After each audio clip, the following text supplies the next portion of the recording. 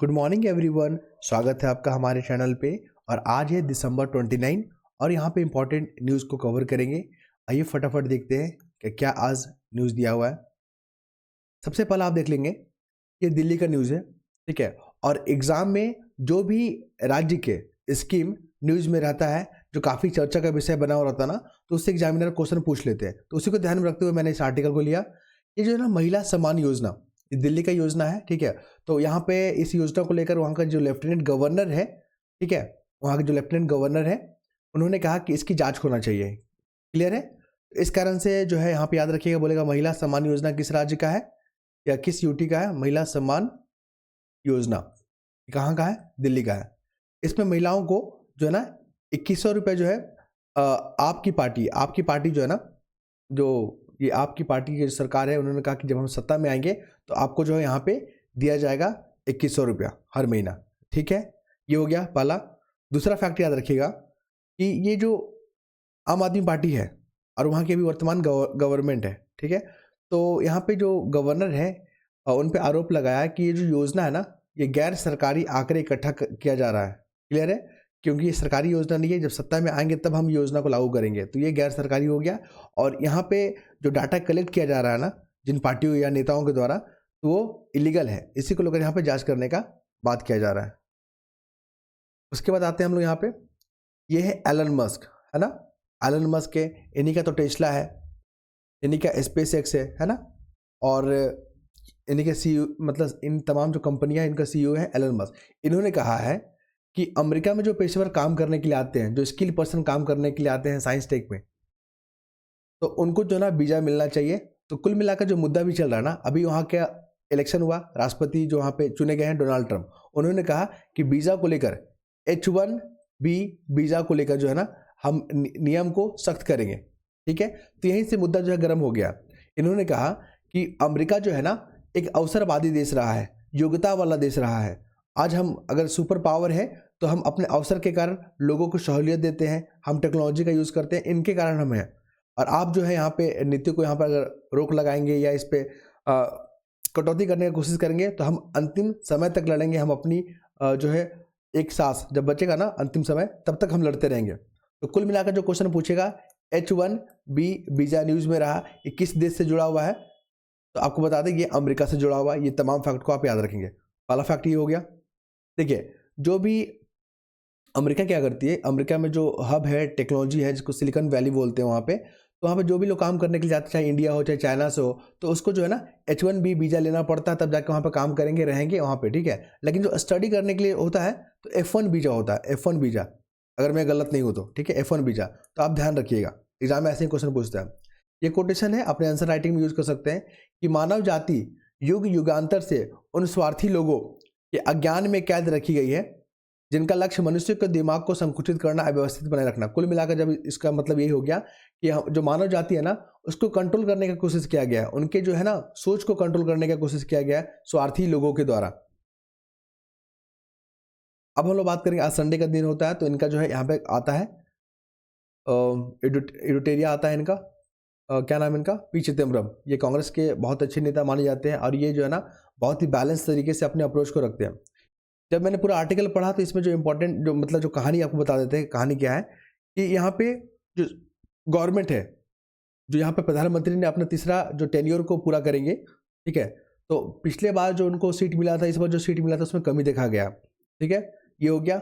और यहाँ पे एक और वन नेशन वन इलेक्शन को लेकर यहाँ पे आर्टिकल में बात किया गया है, वन नेशन और वन इलेक्शन को लेकर बात किया गया है। तो यहाँ पे इन्होंने कहा कि वन नेशन वन इलेक्शन जो है ना, आप एक देश में एक साथ जो है आप चुनाव करवाना चाहते हैं, वो अच्छी बात है। लेकिन ये जो है ना बेसिक स्ट्रक्चर है, आप बेसिक स्ट्रक्चर में चेंज कर रहे हैं। कुल मिलाकर ये जो वन नेशन वन इलेक्शन को लेकर जो अभी अधिनियम, संविधान संशोधन अधिनियम पारित किया गया 129 नंबर का, याद रखिए। पहला फैक्ट ये हो गया।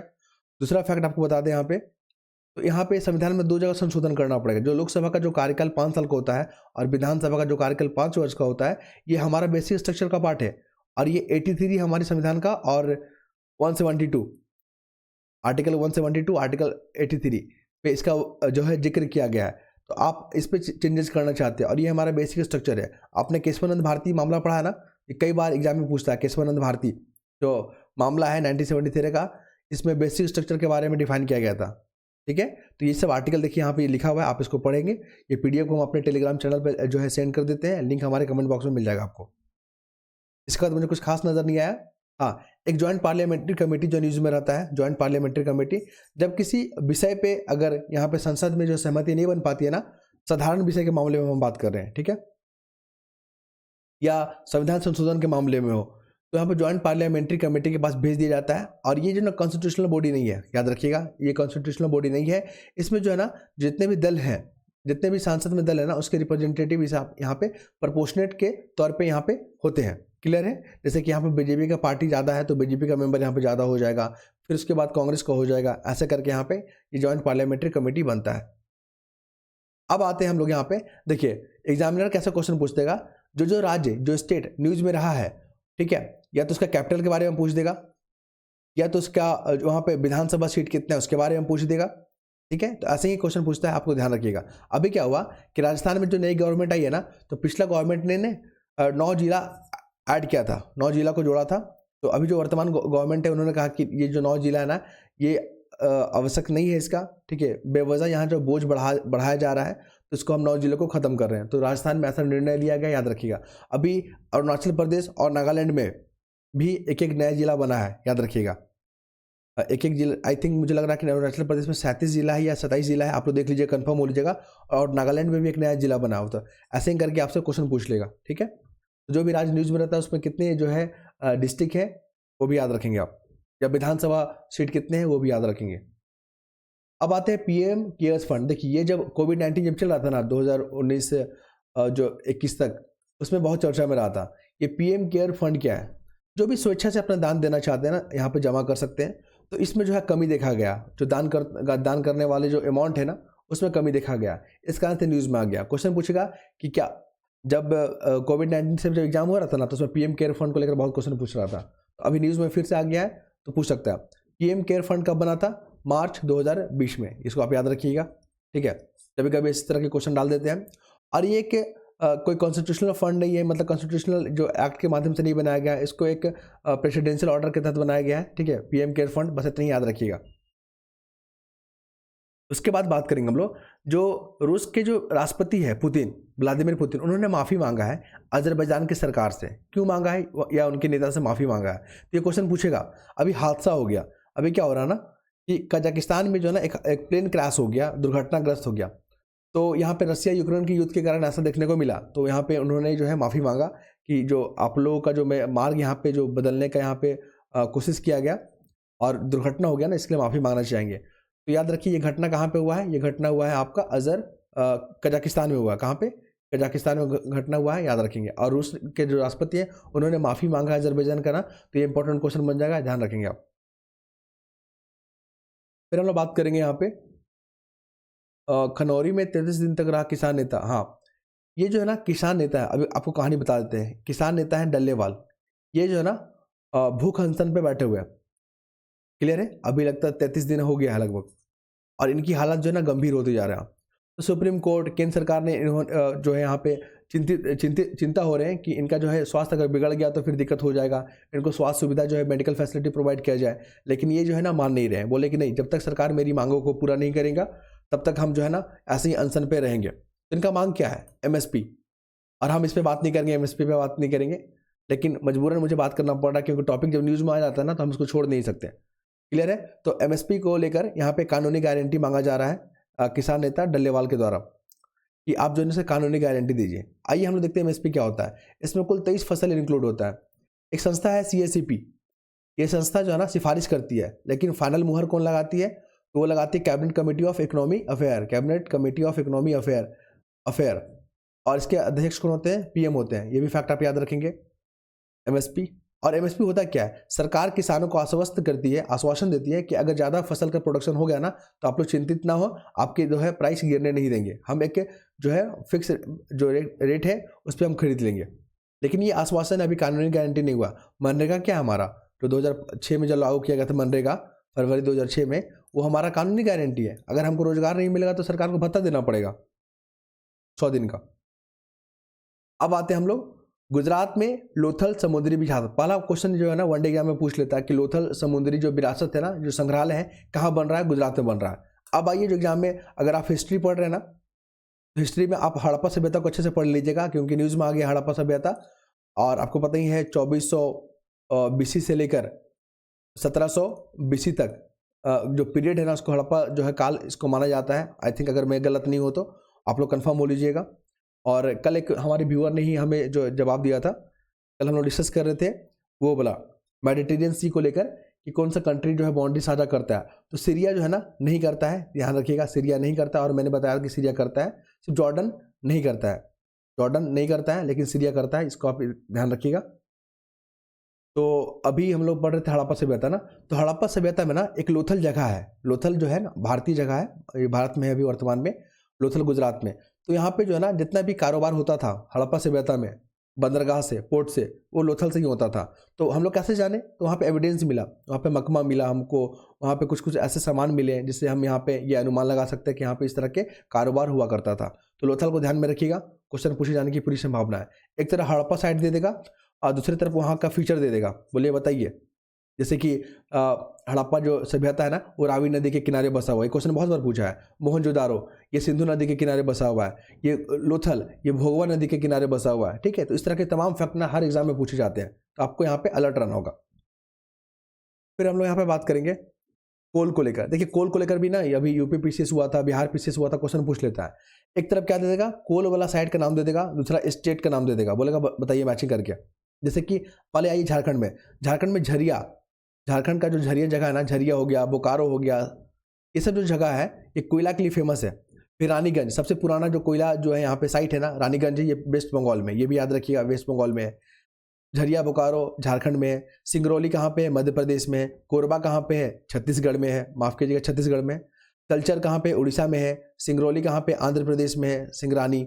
फिर नवेली कहाँ पे है? तमिलनाडु में। तो हम बार बार इस मैप को हम अभी 5-6 दिन तक कंटिन्यू करेंगे, क्योंकि अगर बार बार देखेंगे ना चीज़ को, तो हमारे जो ब्रेन जो है ना मेमोराइज हो जाता है। क्लियर है? एग्जाम में जब ऑप्शन देखेंगे ना आप, तो क्लिक कर पाएंगे कि हाँ ये सही चीज़ है। कोरबा कहाँ पे है? कोरबा जो है कोयला के लिए फेमस है, ये आपका छत्तीसगढ़ में। कोरबा में भी आपका नक्सली हमला भी होता है, ये भी ध्यान रखिएगा।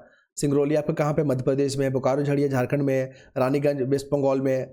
और सिंगरैनी कहाँ पे है? तो यहाँ पे है आपका आंध्र प्रदेश। तलचर कहाँ? उड़ीसा में। और नवेली कहाँ पे? तमिलनाडु में। ये फैक्ट को आप याद रखेंगे। दूसरा आते हैं सोइल, सोइल को भी लेकर एग्जाम में पूछ रहा है, ठीक है। तो हम लोग सबसे पहले काली मिट्टी जो ब्लैक सोइल है उसको देख लेंगे, लेटराइट सोइल को देख लेंगे और रेड सोइल को देख लेंगे। तो हमारा जो है ना ब्लैक सोइल देखिए, ये देखिए, ये हमारा ब्लैक सोइल। और पता ना ये कपास का खेती के लिए काफ़ी फेमस है ये वाला एरिया। और इसको रेगुर मिट्टी भी बोलते हैं, चरनोजम भी बोलते हैं, इसको ब्लैक सॉइल भी बोलते हैं। ये अग्नाशय से बना हुआ है, मतलब जो लावा निकलता है ना उससे बना हुआ है, तो इसमें जीवाश्म नहीं होता, याद रखिए। बाकी सब कुछ इसमें देखने को आपको मिलेगा, ये इंपॉर्टेंट है। फिर आप देख लीजिए यहाँ पे ब्लैक सॉइल यहाँ पे देखने को मिल रहा है। ब्लैक सॉइल तो हम लोग देख लीजिए। यहाँ पे एलोवियल को देख लीजिए, जो सबसे उपजाऊ है मिट्टी, ये एलोवियल सॉइल है ये वाला। गंगा का जो बाउंड्री वाला है ना, ये एलोवियल सॉइल है, और ये ब्लैक सॉइल है। ये दो हो गया। फिर हम लोग देख लेते हैं रेड वाला। रेड वाला कहाँ गया? ये आपका रेड सॉइल आ जाएगा यहाँ पे, है ना। रेड और येलो सॉइल यहाँ पे आ जाएगा। और ये फॉरेस्ट वाला, तो ये लोकेशन को ध्यान रखिएगा, एग्जामिनर ऐसे ही क्वेश्चन आपसे पूछ लेगा। अब आते हैं थोड़ा सा हम लोग देखेंगे पर्वत को। कल भी मैंने डिस्कस किया था, नॉर्थ से साउथ पूछता है। तो सबसे पहला नीलगिरी आएगा, उसके बाद दोडबेटा आएगा, उसके बाद तमिलनाडु में अन्नाईमुड्डी आएगा, फिर कार्डेमम आएगा। क्लियर है? और नदी देख लीजिए, जैसे भीमा, कृष्णा, तुंगभद्रा, ठीक है। कृष्णा की सहायक नदी में भीमा आ जा रहा है। भीमा जो है आपका देखिए, ये आ रहा है बाएं से मिल रहा है ना, और ये आपका दाएं से मिल रहा है, तुंगभद्रा, ठीक है। भीमा, कृष्णा, तुंगभद्रा याद रखिएगा। पेन्नार भी आप याद रखिएगा। और क्या, गोदावरी याद रखिएगा। ये प्रायद्वीपीय जो होता है ना, प्लेटू में सबसे बड़ा नदी गोदावरी है, उसके बाद आता है सेकंड में कृष्णा नदी आता है, ये भी याद रखिए। कावेरी आपको इधर कहीं नीचे में देखने को मिलेगा, ये देखिए कावेरी नदी। तो सीक्वेंस याद रखिएगा। ये तेल नदी देख रहे हैं, ये भी क्वेश्चन बीपीएससी में बहुत बार पूछा है। ये महानदी का जो है ना सहायक नदी है। बीपीएससी ने पोर्ट वाला पूछ लिया, यूपीपीएससी ने पोर्ट वाला पूछ लिया कि पोर्ट जो बताइए। तो यहाँ पे चेन्नई पोर्ट जो है ना आपका, ये आर्टिफिशियल है, बाकी सब आपका नेचुरल देखने को मिलेगा। आइए यहाँ पर देख लेते हैं वेस्टर्न घाट में कौन कौन सा है। कांडला है गुजरात में, फिर मुंबई है। मुंबई कहाँ पे है? महाराष्ट्र में होगा। जवाहरलाल नेहरू कहाँ पे है? पोर्ट कहाँ पे? ये भी महाराष्ट्र में है। मोरमुगांव कहाँ पे? तो ये आपका हो जाएगा आई थिंक कर्नाटका में। न्यू मैंगलोर कहाँ पे? ये भी कर्नाटका में। कोची पोर्ट कहाँ पे? केरल में। कोलकाता वाला कहाँ पे है, कोलकाता हल्दिया पोर्ट आपका वेस्ट बंगाल, पारादीप उड़ीसा में। फिर आपका यहाँ पे है विशाखापट्टनम कहाँ पे, वेस्ट बंगाल में है। फिर इन्नौर कहाँ पे है, इन्नौर है आपका चेन्नई में। चेन्नई पोर्ट कहाँ है, तमिलनाडु। ये सब तुतीकोरिन वाला भी याद रखिएगा। अब आइए पर्वत को लेकर, K2 पूछ लिया इस बार बिहार वाला एग्जाम में, K2 पूछ लिया। नागा पर्वत का लोकेशन याद रखिएगा, 2 हो गया। फिर यहाँ पे बात करिए नंदा देवी का याद रखिएगा। फिर यहाँ पे कंचनजंगा, माउंट एवरेस्ट भी यहीं पर आसपास में था, ठीक है, माउंट एवरेस्ट भी यहीं पर है, याद रखिएगा। और ये मिसमी हिल्स याद रखिएगा, दाल्फा हिल्स याद रखिएगा। और क्या है, गारो खासी जयंतिया भी पूछ लेता है, ये भी याद रखिएगा। फिर आप मिजो हिल्स याद रखिएगा, क्योंकि अभी मणिपुर न्यूज़ में है ना, तो मिजो हिल्स को लेकर, नागा हिल्स को लेकर और पटकई बोम को लेकर पूछ सकता है। मिकिर हिल्स को लेकर पूछ सकता है, मिजोरम, नागा हिल्स और पटकई। और यहाँ पे म्यांमार से जो है ना 4 राज्य हमारा सीमा साझा करता है म्यांमार से, ये भी क्वेश्चन पूछा हुआ है। फिर हम लोग बात किए थे तेल नदी के बारे में, बात कर ली है। अब आइए थोड़ा पर्वत यहाँ पर देख लेते हैं, जैसे कि अरावली का रेंज याद रखिएगा, अरावली के नीचे है आपका सतपुरा, और यहीं पर नर्मदा, ताप्ती नदी, जो माही नदी देख रहे हैं ना, नर्मदा ताप्ती, सब अरब सागर में गिरती है। और फिर यहाँ पे सतमाला हिल्स भी याद रखिएगा। यहाँ पे आप रामगढ़ हिल्स याद रखिएगा, छोटा नागपुर हिल्स याद रखिएगा, महादेव हिल्स भी याद रखिएगा। कभी ईस्ट से वेस्ट पूछ लेता है, ये है विंध्य रेंज, ठीक है, ये हो गया। अब आ जाइए यहाँ म्यांमार, यहाँ पर आपको देखने को मिलेगा।